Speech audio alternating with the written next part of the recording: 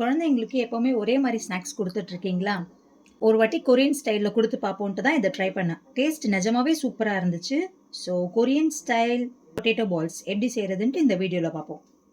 அதுக்கு ஃபஸ்ட்டு பொட்டேட்டோஸோட ஸ்கின்னை வந்து பீல் பண்ணிப்போம். ஸ்கின்னை இந்த மாதிரி கம்ப்ளீட்டாக பீல் பண்ணிவிட்டு இதை அப்படியே கட் பண்ணி ஒரு குக்கரில் மாற்றிப்போம். பொட்டேட்டோஸ் எல்லாத்தையும் குக்கரில் போட்டுட்டு அதுக்கு தேவையான அளவு உப்பு, தண்ணி 5லேருந்து 6 விசிலுக்கு வச்சு எடுத்துப்போம். உருளைக்கிழங்கு நல்லா வெந்துடுச்சு. இப்போ இதை ஒரு தட்டுக்கு மாற்றி இது நல்லா ஸ்மாஷ் பண்ணி விட்டுருவோம்.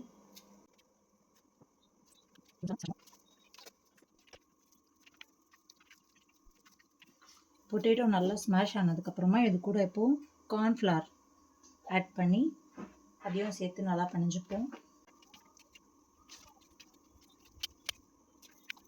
சப்பாத்திக்கு மாவு பிணையிற மாதிரி அந்த கன்சிஸ்டன்சிக்கு இந்த டோ ரெடி பண்ணிக்கோங்க. இந்த மாதிரி கன்சிஸ்டன்சிக்கு வர வரைக்கும் அதை பிணைஞ்சு வச்சுக்கோங்க. இப்போது பால் செய்ய போகிறோம். இதுலேருந்து கொஞ்சமாக எடுத்து கையில் இப்படி ஒரு பால் மாதிரி பண்ணிவிட்டு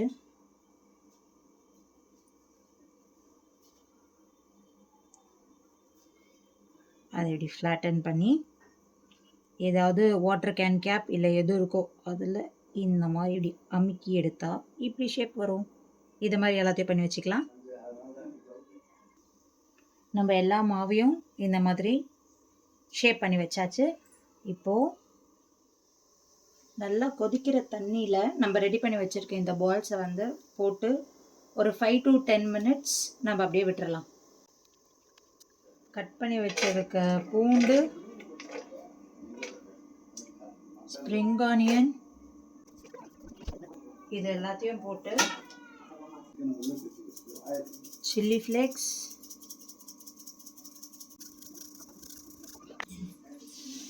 எள்ளு, சோயா சாஸ், ஷெஸ்வான் சாஸ், சூடான எண்ணெய். இது நான் ரெடி பண்ண ஷேப்பு. இது ஏன் இப்படி கரைஞ்சி போச்சுன்னு எனக்கு தெரியல. இதை வேஸ்ட் பண்ணுறதுக்கு மனசு வரல. அதனால் இதை அப்படியே போட்டு கிளறி என்ன வருதுன்னு பார்க்க போகிறேன்.